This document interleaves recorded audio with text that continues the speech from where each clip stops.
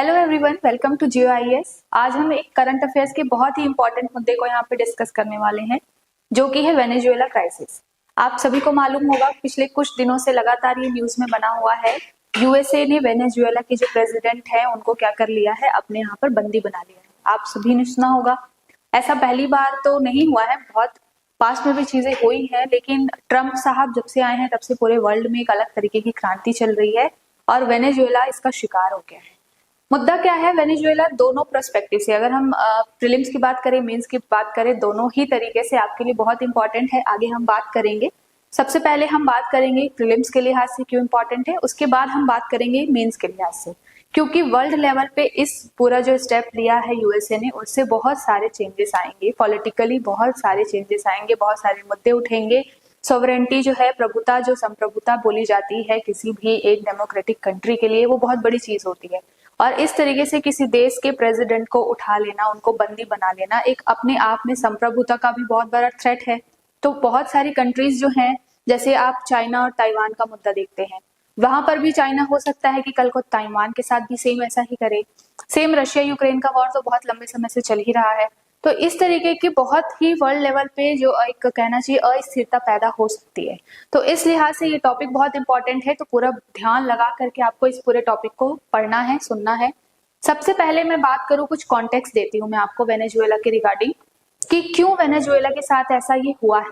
पहली बात तो ये कि बहुत लंबे समय से वहां पर जो इंटरनल जो पॉलिटिक्स है वो ही बहुत उथल पुथल में चल रही है। पहली चीज ये रही। दूसरी चीज ये है कि वहां पर इन्फ्लेशन इतना ज्यादा बढ़ चुका है कि लोगों को अपनी छोटी छोटी रोजमर्रा की चीजें खरीदने के लिए ट्रकों में पैसा भर के ले जाना पड़ रहा है। मतलब वहां की जो करेंसी है वो बहुत ज्यादा डाउन हो चुकी है। तो ये मुद्दा भी है। साथ के साथ में भ्रष्टाचार और एक तानाशाही जो है, वहां पर जो करंट प्रेसिडेंट थे उनके लिए बोला जाता था कि वो तानाशाह हो गए हैं, वो सत्ता किसी भी तरीके से अपने कंट्रोल में रखना चाहते हैं। इसलिए यूएसए ने ऐसा स्टेप लिया है। ये यूएसए का टर्न है, लेकिन इसके बहुत सारे अलग मायने भी हैं। क्यों? क्योंकि वेनेजुएला के अंदर में ऑयल रिसोर्सेज बहुत ज्यादा है, और आप सभी को मालूम है कि ऑयल जो है वो किसी भी इकोनॉमी में बहुत ही इंपॉर्टेंट रोल अदा करता है। तो इस लिहाज से भी वेनेजुएला बहुत इंपॉर्टेंट है। सबसे पहले हम प्रीलिम्स के लिहाज से देखेंगे कि वेनेजुएला की क्या स्पेशलिटी है, क्या वहाँ की ज्योग्राफी है, क्या वहाँ की करेंसी है, क्योंकि यहाँ से आपको क्वेश्चन मिलेगा। उसके बाद हम मैप के थ्रू भी देखेंगे कि मैप में आपको चीजें पता हो कि कहाँ पर किस कंट्री की हम बात कर रहे हैं। ठीक, तो सबसे पहले मैं अगर आपको दिखाऊं कि हम किस कंट्री की बात कर रहे हैं, तो मैप के थ्रू मैं आपको दिखाती हूँ, जब से आपको समझ में आएगा। पहले ये बात करते हैं वेनेजुएला की। ठीक है, आपको दिख रहा है कि ये साउथ अमेरिका जो कॉन्टिनेंट है, वहां पर अमेरिका, दक्षिणी अमेरिका महाद्वीप में वेनेजुएला जो है वो एक कंट्री है। यहीं पर ये पूरा क्राइसिस हुआ है। तो इसको एक बार आप देख लीजिए ध्यान से। यहाँ पर आपको दिख रहा होगा, पास में ही कैरेबियन सी दिख रहा है। ये दिख रहा है ना, ये कैरेबियन सी दिख रहा है। ये पूरा रीजन जो है वो नॉर्थ अटलांटिक रीजन है। तो आपसे यहाँ पर मैपिंग का क्वेश्चन बन सकता है कि वेनेजुएला जो है वो किन सागर से या किस समंदर के साथ में उसकी सीमा लगती है। तो लेफ्ट साइड में उसके कैरेबियन सी है, राइट साइड में उसके नॉर्थ अटलांटिक ओशियन है। इस बात को ध्यान में रखिएगा। ठीक है, साथ के साथ आपसे क्या क्वेश्चन बन सकता है, चूंकि ये पूरा साउथ अमेरिका का एक देश है, तो साउथ अमेरिका कॉन्टिनेंट में बहुत चीजें ज्योग्राफिकली बहुत अच्छी रिच यहाँ पर डाइवर्सिटी भी है। प्लस यहाँ पर सबसे बड़ा माउंटेन जो है एंडीज माउंटेन, उसके बारे में हम आगे बात करेंगे। यहाँ पर एंडीज माउंटेन भी है। ठीक है, तो वेनेजुएला की जो सीमा है वो इस माउंटेन से भी लगती है, या यूं कहें कि एंडीज पर्वत जो है वो वेनेजुएला से भी होकर के जाता है। ठीक, साथ के साथ इसकी नेबरिंग कंट्रीज कौन कौन सी है, यहाँ से भी क्वेश्चन बन सकता है, जिसको हम अगले मैप में देखेंगे। जहां पर कोलंबिया आपको दिख रहा होगा, कोलंबिया जो है वो भी वेनेजुएला के साथ में सीमा साझा करता है। तो प्रीलिम्स में मैप का क्वेश्चन बनता है, जब मैपिंग में क्वेश्चंस आते हैं तो इसी तरीके से कोई कंट्री लगातार चर्चा में बनी रहती है, उस कंट्री के सराउंडिंग में क्या बॉर्डरिंग कंट्रीज हैं उनसे क्वेश्चन आ जाता है, फिलिंग द ब्लैंक्स में मैच करने के लिए आ जाता है। साथ के साथ में कई बार ये पूछा दिया जाता है कि वो कौन से ओशियन या कौन से सी के साथ में अपनी बॉर्डर शेयर कर रहा है। तो इस तरीके की चीजें प्रीलिम्स में पूछी जाती है, इसलिए हम इसको अच्छे से डिस्कस करेंगे। ठीक है, तो सबसे पहले कुछ इसका फैक्चुअल डाटा देख लेते हैं, जहां से क्वेश्चन आते हैं, जैसे कि उसकी करेंसी क्या है, उसकी कैपिटल क्या है, इसके बारे में बात करते हैं। चलिए, तो सबसे पहले वेनेजुएला जो है वहां पर उसकी करेंसी क्या है, उसकी करेंसी है बोलीवर। ठीक है, अब ये जो बोलीवर टर्म है, ये शब्द है, ये अपने आप में बहुत इंपॉर्टेंट है। क्यों इंपॉर्टेंट है? क्योंकि इस वेनेजुएला से एक व्यक्ति का नाम जुड़ा हुआ है, साइमन बोलीवर का। साइमन बोलीवर कौन थे? ये 1990 के दशक के एक क्रांतिकारी थे कह लीजिए, जो सामाजिक कल्याण को लेकर के बहुत ही आगे बढ़े, जिन्होंने बहुत सारे क्रांति की, और वो चाहते थे कि वेनेजुएला जो है वो एक क्या बने, सामाजिक कल्याणकारी देश बने। ठीक है, तो ये साइमन बोलीवर जी जो है, इनका नाम बहुत ही इंपॉर्टेंट है। हो सकता है आपसे यहाँ से भी क्वेश्चन बन जाए, आपको एग्जाम में देखने को मिले, तो आपको पता होना चाहिए साइमन बोलीवर का नाम। अब यहाँ पर जो करेंसी बोलीवर है, मतलब कि ये समझ में आ रहा है कि ये व्यक्ति वेनेजुएला में बहुत ही इंपॉर्टेंस रखते हैं, बहुत महत्व रखते हैं। तो मुद्दा ये है कि ये जो साइमन बोलीवर साहब हैं, इन्हीं के उत्तराधिकारी आज के करंट जो प्रेसिडेंट थे मादुरो, निकोलस मादुरो, वो है। ठीक है, उनकी भी आइडियोलॉजी यही है कि वेनेजुएला में सामाजिक कल्याणकारी एक देश बने, वहां पर लोगों के पास में ज्यादा आर्थिक स्वतंत्रता हो। लेकिन उनकी कुछ पॉलिसीज ऐसी बनी जिसकी वजह से वेनेजुएला के लिए ही वो चीजें क्या कर गई, खतरा बन गई। जैसे कि उन्होंने क्या किया, बहुत सारे पैसे छापे अपने जो डेट है, अपने ऋण है, उसको चुकाने के लिए। ठीक है, क्या किया उन्होंने कि उन्होंने सोचा कि मार्केट से पैसा इधर उधर करने से अच्छा है वो हमको अपना जो ऋण चुकाना है, तो हम क्या कर देते हैं, बहुत सारा करेंसी छाप देते हैं। ठीक है, उस करेंसी छापने की वजह से क्या हुआ, इस पूरे कंट्री के अंदर में इन्फ्लेशन बहुत ज्यादा बढ़ गया। आपको एक टर्म पता होना चाहिए, हाइपर इन्फ्लेशन। ठीक है, इकोनॉमी का टर्म है, आपसे यहाँ से क्वेश्चन पूछा जाता है कई बार इकोनॉमिक्स में, और प्रीलिम्स में यहाँ से क्वेश्चन बन सकता है। ठीक है, तो हाइपर इन्फ्लेशन क्या होता है कि जब आपको एक छोटी सी चीज जो आपको 1 रुपए में मिल रही थी, अब उसको खरीदने के लिए आपको लगभग क्या करना पड़ेगा, 600 से 700, यानी कि बहुत ही ज्यादा उस करेंसी की वैल्यू गिर गई, और आपको उस छोटी सी चीज को खरीदने के लिए अब बहुत ज्यादा पे करना पड़ रहा है। मतलब कि मार्केट में पैसा जो है बहुत ज्यादा हो गया है, और उसकी जो वैल्यू है वो डाउन हो गई है। तो इसको, और उसकी वजह से महंगाई बहुत ज्यादा बढ़ गई है, तो इसको ही हाइपर इन्फ्लेशन बोला जाता है। ठीक, तो ये पूरा वेनेजुएला की जो कंट्री है वो इस हाइपर इन्फ्लेशन के जो समस्या है उससे बहुत ज्यादा जूझ रही थी। वहां पर नॉर्मल ब्रेड खरीदने जाना है अगर, तो फिर ट्रक में पैसे भर के ले जाने पड़ते थे। तो इसीलिए उन्होंने क्या किया था, इस बोलीवर करेंसी को क्या किया था, इंट्रोड्यूस किया था। बेसिकली ये जो करेंसी है वो एक डिजिटल करेंसी है, इसको याद रखिएगा। हो सकता है आपसे ऑप्शन में दे दिया जाए, बोलीवर जो है हाल में चर्चा में है, बताइए इसका संबंध किससे है, तो आपको पता होना चाहिए कि बोलीवर जो है वो एक डिजिटल करेंसी है। ठीक है, उसके बाद हम कुछ और इंपॉर्टेंट फैक्ट्स की बात करें वेनेजुएला का रिस्पेक्ट में, तो ये इसके पड़ोसी देश कौन कौन से हैं, जो मैंने आपको अभी मैप के थ्रू भी बताया। कोलंबिया जो है, ब्राजील और गुयाना, ये तीनों ही कंट्रीज जो है वेनेजुएला की क्या है, पड़ोसी है, नेबरिंग कंट्रीज हैं।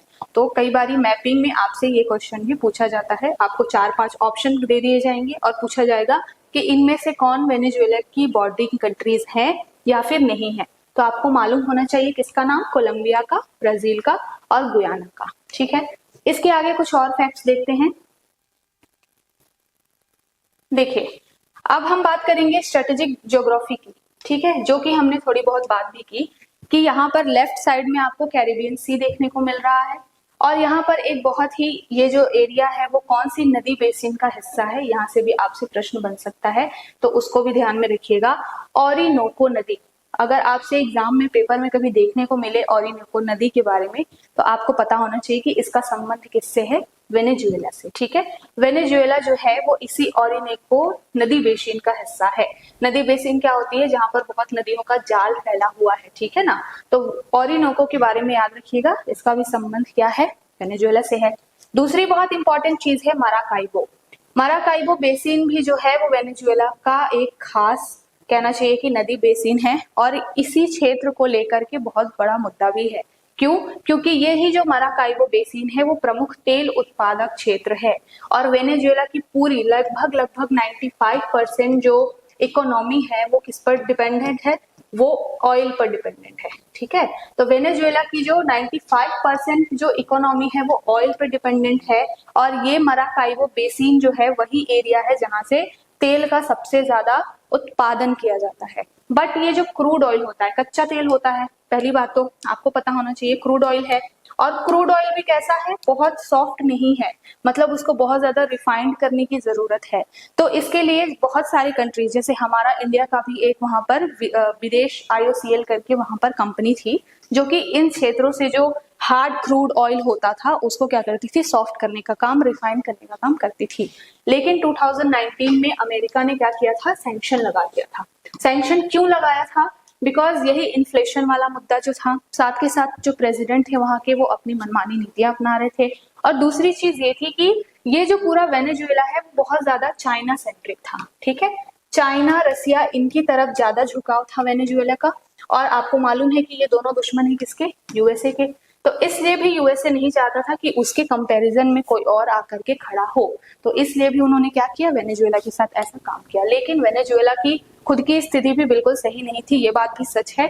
तो एक तरीके से जरूरी था वहां के लोगों के लिए भी कि सत्ता जो है वो तख्ता पलट हो, ताकि वहां के लोगों को भी थोड़ा अच्छा लाइफ मिल सके। ठीक, अब हम थोड़ा पॉलिटिकल बैकग्राउंड जानने की कोशिश करें तो वही सारी बातें हैं। राष्ट्रपति अभी निकोलस मादुरो थे, जिनको अभी ट्रम्प साहब ने क्या किया है, बंदी बनाया हुआ है। इसके पहले कौन थे, ह्यूगो सावेज थे। ये सब क्वेश्चन आपसे यूपीएससी नहीं पूछेगा, लेकिन आपको थोड़ा सा बैकग्राउंड पता होना जरूरी है। देखिए अभी मैंने यहाँ पर बताया, रूस, चाइना, क्यूबा, इन दोनों ने क्या किया था, जो इनके पहले की जो गवर्नमेंट थी उसको क्या किया था, सपोर्ट किया था। ठीक है, और जो मादुरो साहब है उनका एक पार्टी सपोर्ट कर रही थी, उसके पहले जो गवर्नमेंट थी उनका दूसरी पार्टी सपोर्ट कर रही थी, और वहां पर ही रीजनल, अपना जो कहना चाहिए देश के अंदर ही पॉलिटिकल जो स्थिति थी वो बहुत खराब हो गई थी। ठीक, तो ये कुछ कॉन्टेक्स्ट हुआ। अब यहाँ पर सबसे मेन मुद्दा क्या है, मेन मुद्दा है सबसे बड़ा, वो है ऑयल। और ऑयल जो है हर इकोनॉमी के लिए बहुत ही इंपॉर्टेंट है। तो यहाँ से क्वेश्चन बनेगा, ये टॉपिक इसलिए भी इंपॉर्टेंट है क्योंकि वेनेजुएला जो है वो ओपेक कंट्री का पार्ट है। उसको हम आगे एक सेपरेट वीडियो में पूरा ओपेक के बारे में डिस्कस करेंगे। ओपेक क्या होता है, बहुत सारी कंट्रीज जो है, बहुत सारी ऑयल प्रोड्यूसिंग कंट्रीज जो है, उन्होंने मिल करके एक संगठन बनाया है, और ये वेनेजुएला जो है इस ओपेक का भी भाग था। और ये ओपेक से आपसे प्रीवियस ईयर में क्वेश्चन पूछे जा चुके हैं, इसलिए आपको इसके बारे में भी जानना जरूरी है, जिसको हम अलग एक टॉपिक डिस्कस करेंगे सेपरेट वीडियो में। फिलहाल यहाँ पर हम बात करते हैं कि वेनेजुएला के ऊपर में कौन कौन से देशों ने सैंक्शन लगाया था, क्योंकि हो सकता है आपसे पूछा जाए कि यूएसए के साथ और किस देश ने इसके ऊपर में सैंक्शन लगाया हुआ था। तो मुख्य रूप से अमेरिका और यूरोपियन यूनियन। आपको मालूम है कि ईयू में बहुत सारे देश जो है यूरोप के, उन्होंने मिलकर एक संगठन बनाया है जो वहाँ की इकोनॉमी की जितनी भी डिसीजंस है वो लेती है। तो सिर्फ अमेरिका अकेला नहीं है जिसने इस पर प्रतिबंध लगाया था, यूरोपियन यूनियन जो है उसने भी क्या किया था, प्रतिबंध लगाया था। और वो प्रतिबंध कैसे लगाए गए थे, तो वहां पर जो ऑयल एक्सपोर्ट हो रहा था उसको कम किया गया था, फाइनेंशियल ट्रांजैक्शन जो अपनी करेंसी में वेनेजुएला कर रहा था, और वो डोनाल्ड ट्रम्प या डॉलर को नीचा दिखाने की कोशिश कर रहा था, उसकी वजह से क्या हुआ था, यूएसए ने सैंक्शंस लगाए थे। ठीक है, इसका मेन मोटो क्या था कि मादुरो जो है वहां के प्रेसिडेंट, उनके ऊपर में एक प्रेशर बिल्ड किया जाए, सो दैट कि वो क्या करे, डॉलर को फिर से प्राथमिकता दें और चीजें जो है वो यूएसए के कंट्रोल में आए, या यूएसए नहीं चाहता कि उसकी करेंसी या उसका प्रभाव कम हो। तो ये भी एक रीजन था। अब यहाँ पर तो बात हुई है प्रीलिम्स के लिहाज से, मेंस के लिहाज से क्या बात है भाई, मेंस के लिहाज से बात ये है कि सोचिए वेनेजुएला जो है उससे इंडिया भी इंपोर्ट करता था। ठीक है, और भी बहुत सारी कंट्रीज जो है उनसे ऑयल इंपोर्ट करती थी। तो कहीं ना कहीं एक क्रूड ऑयल से रिलेटेड संकट भी आने वाले समय में फैल सकता है। दूसरी बात यह है कि जिस तरीके से यूएसए ने वेनेजुएला के ऊपर में ऐसा लगाया है सैंक्शन, तो हो सकता है कि आने वाले समय में कोई और कंट्रीज जो हैं, जैसे चाइना, ताइवान हो गई, जैसे रशिया यूक्रेन का वॉर चल ही रहा है, ईरान के ऊपर भी हो सकता है कि आने वाले समय में इस तरीके के कुछ एक्शंस देखने को मिले। तो ये भी एक जियोपॉलिटिकल जो सिनेरियो चेंज हो रहा है, ये भी बहुत चिंता का विषय है, क्योंकि हमने बोला हुआ है जब यूनाइटेड नेशंस बना था तो वहां पर जितने देश पार्टिसिपेंट थे, तो ये एक बात हुई थी कि हर कंट्री संप्रभु है, उसकी अपनी एक संप्रभुता है, और कोई भी उसके इंटरनल मामलों में ऐसे ही नहीं बोल सकता। तो अगर यहाँ पर ट्रम्प साहब ने वेनेजुएला के साथ जो किया है, तो कहीं ना कहीं वेनेजुएला की जो संप्रभुता है उसके ऊपर भी एक हार्म है। तो मेंस के पर्सपेक्टिव से भी आपसे यहाँ से क्वेश्चन बन सकता है कि आज के समय में जिस तरीके से देश आगे बढ़ रहा है या विश्व आगे बढ़ रहा है, क्या इस तरीके के स्टेप जायज हैं? तो वहां पर आपको क्रिटिकली एनालाइज करने के लिए आएगा कि इसका पॉजिटिव, इसका नेगेटिव इम्पैक्ट क्या हो सकता है वर्ल्ड पे, ठीक। तो इस लिहाज से भी आप थोड़ा सा अपना माइंड मैपिंग करते चलेंगे। ओके, अब यहाँ पर संकट जो था वो केवल ऑयल का नहीं था, कुछ और भी कारण थे, जैसे कि जो यूएसए है, यूएसए के अंदर में यहाँ से वेनेजुएला में जब स्थिति बहुत खराब है तो यहाँ से बहुत सारे लोग पलायन करके, लगभग 7 मिलियन पीपल, समझ लीजिए 70 लाख लोग जो हैं वो पलायन करके उनके आसपास की कंट्रीज में, वेनेजुएला के आसपास की कंट्रीज जैसे कि कोलंबिया, पेरू, ब्राजील, इधर चले गए। कुछ लोग माइग्रेट करके यूएसए भी चले गए। तो कहीं ना कहीं माइग्रेशन भी एक बहुत बड़ा चैलेंज यूएसए के लिए था। सेकेंड चीज ये है कि जो ड्रग है, ड्रग्स का बहुत ज्यादा एक्सपोर्ट, या कहना चाहिए कि एक जगह से दूसरी जगह ट्रांसफर जो है वो इसी वेनेजुएला के रास्ते हो रहा था। जो मैप के थ्रू अगर आप देखेंगे तो यहाँ पर आपको दिखाई देगा ये साउथ अमेरिका, यहाँ पर है आपका अगर नॉर्थ अमेरिका, यहाँ पर जो छोटी छोटी लैटिन अमेरिकन जो कंट्रीज हैं, साथ के साथ में और भी कई सारे यहाँ पर जो भी छोटी छोटी कैरेबियन जो कंट्रीज हैं, वहां से क्या हो रहा था कि इस वेनेजुएला के थ्रू ही एक ट्रांजिट रूट बन रहा था और वहां से ड्रग का सप्लाई हो रहा था किधर, अमेरिका और बहुत सारी जगहों पर। तो कहीं ना कहीं ये भी एक थ्रेट जो था वो था लोगों के लिए, क्योंकि इस तरीके की ड्रग्स की तस्करी वगैरह बहुत बड़ा एक इशू है समाज के लिए। तो ये सारे मुद्दों को आधार बना करके अमेरिका ने क्या किया, वेनेजुएला के ऊपर भी इस तरीके का आक्रमण किया है, ठीक है। तो कहीं ना कहीं अगर आपको लिखने के लिए आए कि पक्ष जो है उसको जस्टिफाई करना है अगर आपको, तो आप बता सकते हैं कि भाई वहां की इकोनॉमी खराब है, ड्रग्स को सप्लाई कर रहा है एक वो देश, या बहुत सारी और भी चीजें हैं जो जनता के लिए हानिकारक हैं। तो कहीं ना कहीं ट्रम्प का ये जो कदम है वो जायज है। लेकिन अगर हम संप्रभुता की बात करें, अगर हम हर कंट्री की संप्रभुता की बात करें और जियोपॉलिटिकल ऑर्डर की बात करें, जहां पर हम शांति की बात करते हैं, जहां पर हम तालमेल की बात करते हैं, तो फिर उस लिहाज से क्या हो जाएगा, ये जो ट्रम्प का स्टेप है वो गलत हो जाएगा। तो इस तरीके से आपको एनालाइज करके पढ़ना है किसी भी टॉपिक को, ठीक। अब यहाँ पर जैसा मैंने बताया कि वेनेजुएला जो है वो ओपेक कंट्री का पार्ट है, तो ओपेक के साथ साथ और कौन सी कंट्रीज का पार्ट है, यहाँ से क्वेश्चन बन सकता है, ठीक है। तो ओपेक में मेंबर तो है ही, उसके साथ साथ यूनाइटेड नेशन का जो ह्यूमैनिटेरियन असिस्टेंस है वहां पर भी जो है अमेरिका पार्टिसिपेट करता है। उसके बाद में OS, divided stand on legitimacy issue, यहाँ पर वैधता के मुद्दों पर बांटने वाला जो रुख है, इस तरीके के कुछ अंतरराष्ट्रीय ऑर्गेनाइजेशंस हैं जहाँ पर वेनेजुएला पार्ट है। तो आपसे यहाँ से हो सकता है क्वेश्चन बने, हो सकता है नहीं भी बने। ये टॉपिक बहुत ज्यादा इंपॉर्टेंट नहीं है ये वाला, लेकिन उसके पहले जो जितनी भी चीजें हमने चर्चा की हैं वो बहुत ही ज्यादा इंपॉर्टेंट है, ठीक है।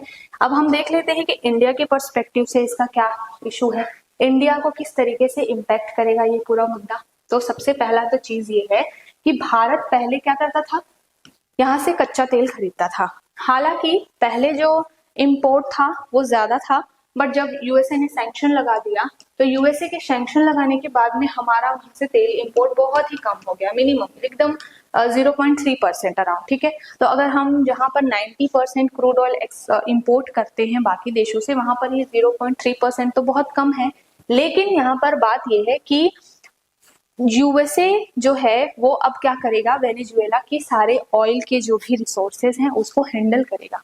तो आपको मालूम है कि अगर ट्रम्प जी का मूड बनता है तो वो कोई भी एक्शन ले लेते हैं। अगर ट्रम्प जी का मूड बदल गया तो हो सकता है कि इंडिया के लिए वो परमानेंटली बंद कर दें ये सारी चीजें, क्योंकि वो लगातार थ्रेट तो दे ही रहे हैं इंडिया को, लगातार टैरिफ वगैरह के थ्रू टैरिफ बढ़ाने की धमकियां दे रहे हैं ताकि इंडिया डर जाए।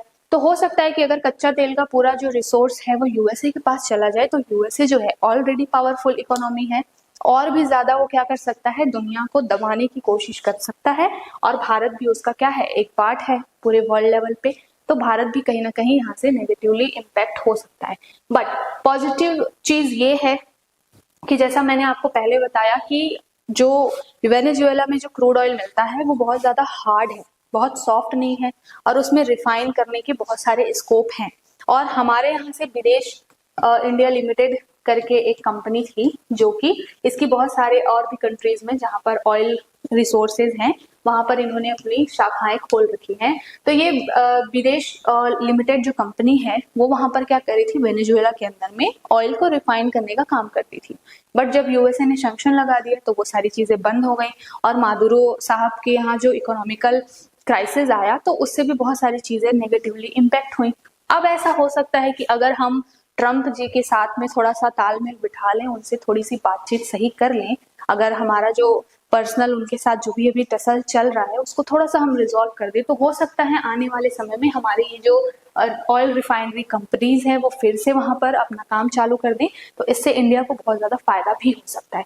तो हर एक टॉपिक का पॉजिटिव और नेगेटिव दोनों ही इम्पैक्ट है, ठीक है ना। और हमको क्या करना है, अगर हम कोई टॉपिक पढ़ रहे हैं तो हमको दोनों ही एंगल से देखना पड़ेगा कि इसके पॉजिटिव क्या हो सकते हैं, इसके नेगेटिव क्या हो सकते हैं, ठीक है। तो भारत वेनेजुएला संबंधों में ये एक कच्चा तेल बहुत बड़ा ही कहना चाहिए क्या है, बहुत इंपॉर्टेंट रोल पैदा करता है और एक बहुत ही इंपॉर्टेंट मुद्दा है। साथ के साथ में अगर हम बात करें कि जब यूएसए ने सैंक्शन लगाया था तो जो वहां से ट्रेड वगैरह होता था वो भी बहुत कम हो गया था। तो हो सकता है कि आने वाले समय में अगर सारी चीजें ठीक हो जाती है वहां पे, तो हमारा ट्रेड, हमारा जो ऑयल इंपोर्ट का जो भी बिजनेस है वो भी और अच्छे तरीके से चालू हो जाए और इससे हमारी इकोनॉमी भी क्या हो सके, बूस्ट हो सके, ठीक। अब एक बहुत ही इंपॉर्टेंट मुद्दा है कि जब भी इस तरीके का कोई वर्ल्ड लेवल पे इशू आता है तो इंडिया का स्टैंड क्या है, ये बहुत चर्चा का विषय हो जाता है। क्योंकि जनरली हमारा कोई भी कंट्री के साथ में किसी कंट्री का अगर मान लीजिए डिस्प्यूट होता है तो इंडिया वहां पर किसी का सपोर्ट करता नहीं है जनरली। क्या होता है, ना तो वो पक्ष में बोलता है ना वो विपक्ष में बोलता है, और वो एक मिड पाथ लेकर के चलने की कोशिश करता है। सेम चीज हमने क्या की है, वेनेजुएला वाले कॉन्टेक्स्ट में भी की है। यहाँ पर यूएसए के कुछ लोग फेवर में हैं, कुछ कंट्रीज फेवर में हैं कि ट्रम्प ने जो किया है वो सही किया है। कुछ कंट्रीज ऐसी हैं जो उनके अगेंस्ट में है, वो कह रही है कि इस तरीके से तो किसी देश की संप्रभुता बचेगी ही नहीं अगर हर कंट्री इसी तरीके का स्टेप लेने लगे। इंडिया का स्टेप क्या है वहां पर, इंडिया कहती है कि भाई शांतिपूर्ण बातचीत होनी चाहिए, कोई एक दूसरे के इंटरनल मैटर में हस्तक्षेप ना करे। इंडिया ने ना तो ट्रम्प का सपोर्ट किया है ना ही उनका अपोज किया है, ठीक है। तो हमेशा, लेकिन ये क्वेश्चन आपसे मेंस में पूछा जा सकता है कि क्या इंडिया का ये स्टैंड सही है, क्या इंडिया को बोलना नहीं चाहिए, क्या इंडिया को पक्ष नहीं लेना चाहिए। तो मुद्दा ये है कि हमारे लिए सबसे बड़ी चीज क्या है, हमारे लिए सबसे बड़ी चीज है हमारी इकोनॉमी। अगर हम यूएसए के अगेंस्ट में जाते हैं तो यूएसए क्या करेगा, हमारे ऊपर बहुत सारे सैंक्शंस लगा देगा। ऑलरेडी आप देख रहे हैं कि टैरिफ की धमकी, टैरिफ बढ़ाने की धमकी लगातार यूएसए हमको दे रहा है। दूसरी बात यह है कि ये जो कच्चा तेल वाला मामला है, अभी ऑलरेडी यूएसए ने सैंक्शन लगाया हुआ है यहाँ पर। तो हमारी जो विदेश इंडिया लिमिटेड जो है, जो कि रिफाइनरी का काम करती थी बहुत लंबे समय तक वेनेजुएला के अंदर में, और जब ये पूरा क्राइसिस हुआ, यूएसए ने सैंक्शन लगाया, तो ये विदेश इंडिया लिमिटेड जो है उन्होंने अपना काम वहां पे बंद कर दिया था। तो अभी ये ऐसा हो सकता है ना कि अगर हम फिर से इन चीजों को चालू करें तो क्या होगा कि इंडिया का ये कच्चा तेल वाला जो काम है वो फिर से शुरू हो जाए, और एक ऑयल जो है इकोनॉमी में बहुत इंपॉर्टेंट रोल अदा करता है, तो ये कच्चा तेल का काम फिर से शुरू हो सकता है। तो इसलिए भी हम चाहते हैं कि वेनेजुएला में जो स्थिति जो है वो बराबर रहे, ठीक है। तो इसलिए हम किसी भी चीज में स्टैंड अभी फिलहाल नहीं ले रहे, ना हम यूएसए का सपोर्ट कर रहे हैं इस मामले में, ना ही हम उनके खिलाफ में हैं। हमारे लिए हमारा हित सर्वोपरि है और हमारा हित हमारी इकोनॉमी से जुड़ा हुआ है, और हमारी इकोनॉमी के लिए जो भी चीजें सही होंगी हम उसकी तरफ ही आगे बढ़ेंगे। इसलिए इंडिया का, अगर आपको मेंस में पूछा जाए क्या ये डिसीजन सही है, तो आपको एक बैलेंस्ड अप्रोच लेकर के चलना है और आपको यही बताना है कि बिल्कुल हमारी इकोनॉमी के लिए वेनेजुएला में स्थिरता आना बहुत जरूरी है। और वहां पे जो ये निकोलस जी थे उनकी वजह से अस्थिरता बनी हुई थी। तो अगर ट्रम्प ने ऐसा किया है तो अब आने वाले समय में हो सकता है कि वहां पर नए तरीके से इलेक्शंस हो, कोई डेमोक्रेटिक पार्टी जीत करके आए जो कि वहां की इकोनॉमी को, वहां की व्यवस्था को ठीक कर दे। तो इस तरीके से क्या होगा कि इंडिया के लिए भी कुछ स्थितियां फिर से एक पॉजिटिव हो सकती हैं, ठीक है ना। तो इस तरीके से पूरे टॉपिक को आपको क्या करना है, पढ़ना है। मैंने आपको उसके प्रीलिम्स के पर्सपेक्टिव से बता दिया कि किस तरीके के क्वेश्चन आएंगे, कौन कौन से फैक्ट है उसके ऊपर आपको पता होना चाहिए। मैंने मेंस के लिहाज से बता दिया कि कौन सा अप्रोच होना चाहिए, किस तरीके से आपको पढ़ना चाहिए, ठीक। अब यहाँ पर थोड़ा सा हम मैप देख लेते हैं, क्योंकि जहां पर भी वेनेजुएला या इस तरीके के जो रिसोर्सेज रिच जो कंट्रीज हैं वहां से मेंस में क्वेश्चन पूछा जाता है या फिर प्रीलिम्स में मैपिंग में क्वेश्चन पूछा जाता है, ठीक है। तो मैप देख लेते हैं। मैप ये मैंने पहले आपको दिखाया था, वेनेजुएला कहाँ पर है ना। तो मैंने आपको पहले ही बता दिया था कि इधर कैरेबियन सी है, ये आपका वेनेजुएला रहा, ये मेरा पूरा एरिया जो है ये आपका साउथ अमेरिका में वेनेजुएला है, और यहाँ ये पूरा जो रीजन है वो अटलांटिक है, ठीक है। तो इसको भी याद रखिएगा कि एक तरफ तो अटलांटिक सागर है, महासागर है, और इधर आपको कैरिबियन सी दिख रहा है, वेनेजुएला, ठीक। उसके साथ साथ मैंने आपको उसकी बॉर्डरिंग कंट्रीज भी बता दी थी, जिसमें कोलंबिया मैंने आपको बताया था, पेरू जो है उसकी भी सीमा लगती है। तो इस तरीके से मैंने ये सारी चीजें आपको बताई। यहाँ पर एक और चीज है बहुत ही इंपॉर्टेंट, और वो वर्ल्ड ज्योग्राफी के लिहाज से बहुत इंपॉर्टेंट है। वो क्या है? ये मैप। यहाँ पर आपको दिख रहा है क्या? एंडीज पर्वत। एंडीज के बारे में आपने सुना है? एंडीज जो है वो विश्व की सबसे लंबी पर्वत श्रृंखला है, सबसे वर्ल्ड लॉन्गेस्ट एक माउंटेन रेंज है एंडीज, ठीक है। और वो एंडीज जो है वेनेजुएला से होकर के जा रही है। तो अगर हम ये टॉपिक देखें पूरा, ये केवल इकोनॉमी से नहीं रिलेटेड है, यहाँ पर ज्योग्राफी के लिहाज से भी ये टॉपिक आपके लिए बहुत ज्यादा इंपॉर्टेंट हो गया। और हमको कोई मतलब नहीं है कि वहां पर क्या हो रहा है, ट्रम्प ने क्या किया, सही किया, गलत किया, हमको क्या मतलब है हमारे एग्जाम में कहाँ से क्वेश्चन बनेगा, ठीक है। तो हमने इकोनॉमी की दृष्टि से भी सारी चीजें समझी, हमको ज्योग्राफी भी पता होनी चाहिए वेनेजुएला की। तो वेनेजुएला जो है एंडीज माउंटेन यहाँ से होकर के जा रहा है, वर्ल्ड लॉन्गेस्ट माउंटेन रेंज है ये। तो केवल वेनेजुएला से होकर जाएगा नहीं, तो और भी बहुत सारी साउथ अमेरिका की कंट्रीज जो हैं उनसे ये हो करके जाता है। तो आपको किस तरीके से पढ़ना है, आपको कुछ ऐसे नंबर दे दिए जाएंगे, क्वेश्चन बन जाएगा प्रीलिम्स में कि बताइए निम्नलिखित में से कौन से देश जो है वहां से माउंटेन एंडीज माउंटेन होकर के जाता है। तो आपको उनकी भी एक लिस्ट बना करके रेडी रखनी है कि वेनेजुएला तो जाता ही जाता है, उसके साथ साथ और भी कई सारे देश है जिनसे ये गुजरता है। होता क्या है कि यूपीएससी में कई बार एलिमिनेशन टेक्निक बहुत काम करती है। अगर आपको एक भी चीजें पता होती है, सपोज अगर आपको ये श्योर शॉट पता है कि वेनेजुएला से तो एंडीज जाता ही जाता है, और मान लो आपको 2-3 नहीं भी पता है, लेकिन किसी ऑप्शन में वेनेजुएला मेंशन है, तो आप क्या करेंगे? एलिमिनेशन के थ्रू उस आंसर तक पहुंच जाएंगे। लेकिन ऐसा भी हो रहा है, अब यूपीएससी एलिमिनेशन टेक्निक को ही एलिमिनेट कर रही है। अब तो कई टॉपिक्स, कई क्वेश्चन ऐसे आ रहे हैं जिसमें ऑप्शन दिया होता है only 1 pair is correct, only 2 pair is correct. मतलब आपको किसी भी टॉपिक की डिटेल जानकारी होना बहुत जरूरी है ना।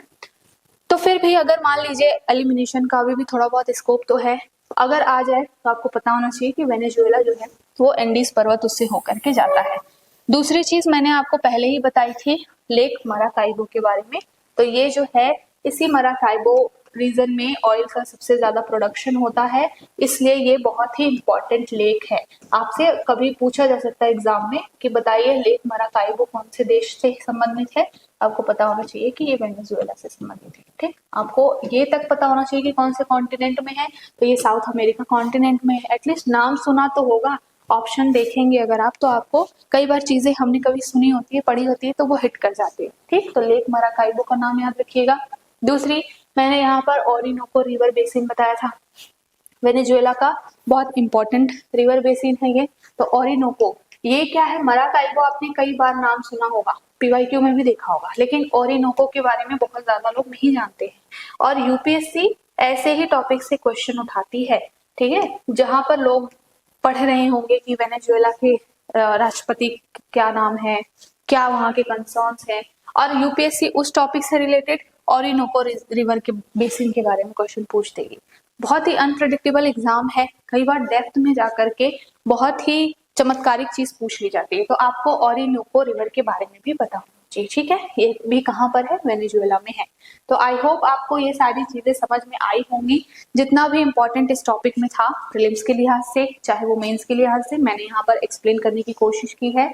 और मैंने केवल फैक्चुअल चीजें आपको नहीं बताई है, मेंस के लिहाज से किस तरीके से एनालाइज करके पढ़ना है, क्या पॉजिटिव है, क्या नेगेटिव है, वर्ल्ड लेवल पे इसका क्या इम्पैक्ट होगा, इन सारी चीजों के बारे में भी हमने बात की है, ठीक है। तो आई होप आपको सारी चीजें समझ में आई होंगी। आज के लिए इतना ही, अगले टॉपिक्स में हम फिर किसी नए टॉपिक के ऊपर डिस्कशन करेंगे।